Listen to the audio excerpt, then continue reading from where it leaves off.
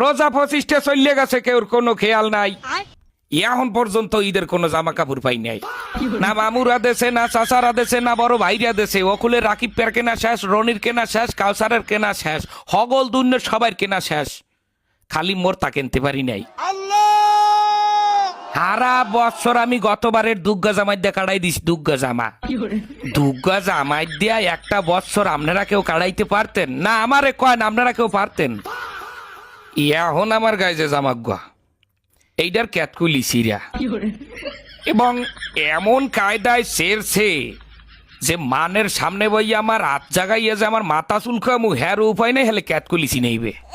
এবং পেন্দনের যে প্যান্ডা সবাই জানেন ফুটপাতে কিনছি, এই প্যান্ডার মধ্যে 19-20টা তালি, সিরা প্যান্ট সেলাই করিয়ে তালি দিয়ে হেয়ার পর পিন্দি।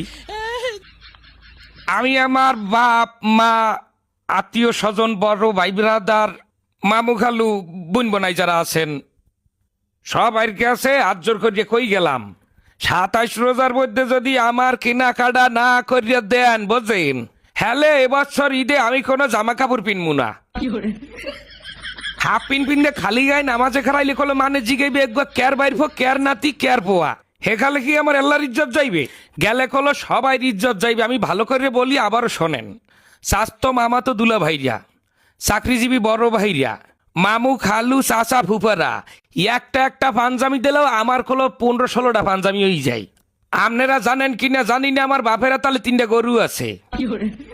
যদি 27 রোজার মধ্যে আমার কেনাকাটা না করিয়ে দেওয়া হয়, হ্যালো ওই গরু আমি রাখতে হরমুখী।